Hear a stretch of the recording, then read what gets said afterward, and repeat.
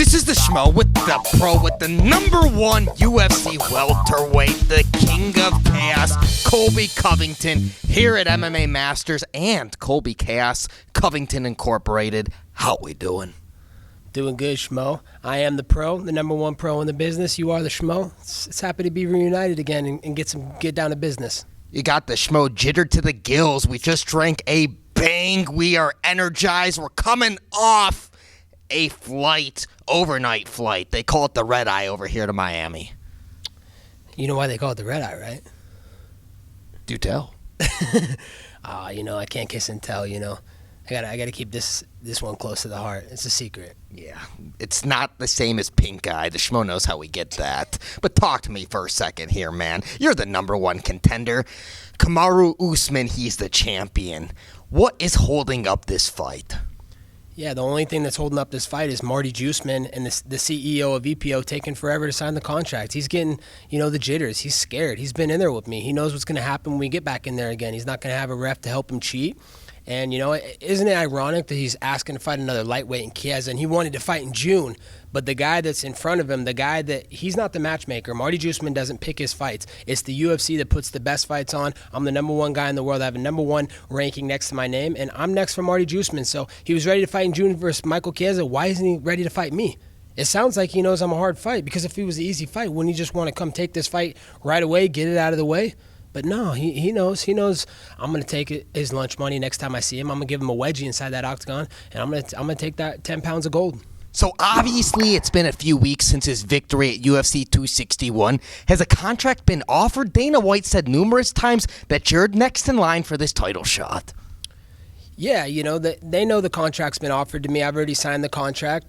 We're just figuring out the date. And, I don't even know if it's going to be Marty Juiceman. Maybe he's going to retire and run off into the sunset because he knows I'm going to take his health. So he'd rather just go retire as the champion, the fake champion, because he didn't win it. There was a lot of controversy in our first fight. You can't claim to be the best in the world when you're faking nut shots, faking eye pokes, taking timeouts, hitting me in the back of the head, and getting an early stoppage when I stood right up and protested it. So, if he wants to be a coward and run away in the sunset with his little fake paper title he's got, then cool, do it. But I'm fighting for the UFC World Title next. Dana White clarified it. He doubled down. He said it again the other day. So it doesn't matter if it's going to be Marty or if it's going to be the next guy in line, but I'm fighting for the title soon. So hypothetically speaking, next week is UFC 263. It wasn't too long ago that Schmo spoke to Usman's manager. Let's say that Israel Adesanya, he loses against Marvin Vettori, and then you got Usman who wants to go up and challenge for the middleweight strap. Would you be willing to fight again for maybe an interim welterweight strap? You've held that position before.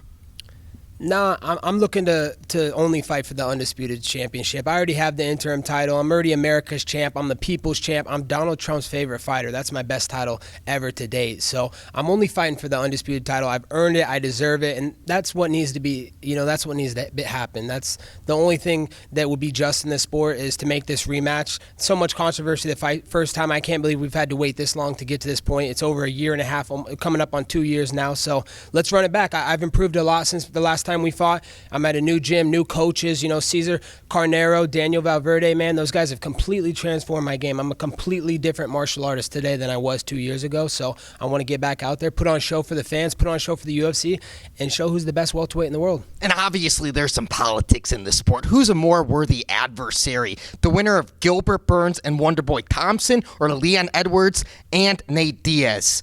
If, this title isn't there. Yeah, I'd probably say, Dilbert or Wonderboy, which I don't know why he's calling himself Wonderboy. They're probably more deserving. You got Edward Scissorhands over there, who's coming off a loss. When you poke a guy in the eye 2 or 3 times and you're warned backstage to not poke them in the eye, that's clearly a loss by default, and, his win streak's over. So he's got to start back up, and it only makes sense that he's going to fight an unranked guy in Nate Diaz, the little soy boy from Stockton, who's always getting slapped around the octagon because, that's a subpar fighter who's got a 50-50 journeyman record. So, that's not an impressive win if he goes out there and beats Nate. The guy's a nobody. He's washed up, hasn't won a fight in years. So, I guess you can give it to Dilbert or Wonderboy. I don't know why Wonderboy's still calling himself a boy. The guy's a 40-year-old man. He's driving people around in karate van, claiming to be this boy. So that's a joke in itself. But you know what? You can identify as whatever you want these days. Well, Colby Chaos Covington, man, your teammate Miguel Baeza, he's fighting this weekend, UFC Fight Night. He's got Santiago Ponzinibbio. What's your expectations for Miguel Baeza? We assume if he gets the victory, he's got a number next to his name. Yeah, I expect big things from Miguel. We've been putting in a lot of hard work together here at MMA Masters with our coaches, Daniel Valverde and Cesar Carnero. He's improved a lot. He's young in the game. He's hungry. He's ready to go, man. He's aligned, and he's one of the best fighters in the world. I'm excited to see him put on a show this weekend and start climbing the ranks and start getting in that title discussion. Any great advice for teammate Mike Perry? Obviously, his last go inside the Octagon, it didn't go his way. Where's the mindset at right now? Have you spoken to this man?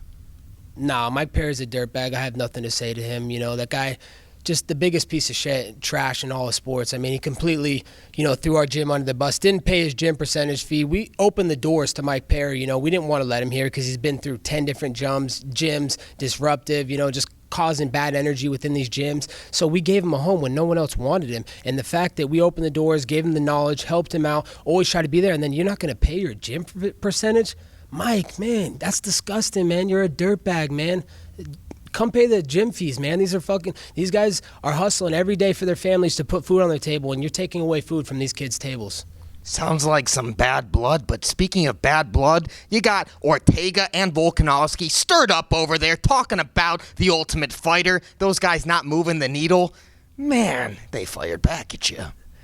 Man, I gave an honest opinion, Schmo. It's not like they tried to deny it. I think they both know that, I would have been better for the show. You got low T City over there, and we know why he's low T, low testosterone. He did fail that steroid test. So, he's got a chemical imbalance in his body right now with his testosterone to estrogen levels. So, of course, he's probably trying to pipe off, like the little midget he is, trying to talk about the king of chaos like he's going to do something. You're in the midget division. You're cutting all that weight to little kids. You want to come to the big boys and talk like you're a big boy. Come up here, bud. Fighting a real man's weight class. And Volkanovski, you probably thought, Schmo, I was going to give Volkanovski a cool nickname. He's worthless. He doesn't even deserve a cool nickname. Volkanovski, you're a little prawn. I'd put the prawn on the Barbie because that's how we do down under, mate. Hypothetically speaking, if somebody steals your Bang energy when you're out, maybe for a jog on the beach, Miami Beach, man, what are you going to do to that person? Because we see those commercials, man. They're pretty entertaining. If anybody takes my Bang energy, Schmo, it's going to be the last day and the last thing they ever touch. I promise you, I will end your life. I will drop you wherever we are, where you stand, and you will go 6 feet deep. So don't even think about taking my Bang energy. And speaking of that, we did just get this beautiful new flavor. It hasn't hit the market yet. Wild and watermelon. Very good flavor, Schmo. I brought an extra one for you today, so compliments of the owner, Jack Owak. Yeah, the Schmo's already feeling it from this guy right over here. The jitters are going strong. And can we get a final message for the Chaos fans out there worldwide? Of course, Schmo. And the final message, I'm going to show you a video, because everybody in this lead up to this Conor fight versus Dustin, everybody's pegging Dustin to be this nice, charitable guy, really cool guy. And I want to expose the real fraud that Dustin Doofus Poirier is. Look at this. This is how he treats his teammates. I'm only show you. I'm not going to show the fans yet. Look, drops amateur, doesn't have a headgear. I'm showing this VIP to my boy Schmo. This isn't for the fans yet. Watch this. Yells in his face and new. So he takes this amateur that he's training with, doesn't have headgear. He drops the kid, concusses the kid. He's yelling in the kid's face and new. This is an amateur, Dustin. This isn't Khabib. You're knocking this kid on the ground. This kid, it came to help you. He's trying to put food on his table for his family, and now you're concussing him and yelling in his face. How honorable is that? How charitable? How respectful is Dustin? That guy's a complete piece of shit, the biggest dirtbag in all of sports, and I'm just here to expose him for the real coward and the fraud that he is. He's Colby Chaos Covington, the pro. I'm the Schmo here at MMA Masters. We're out.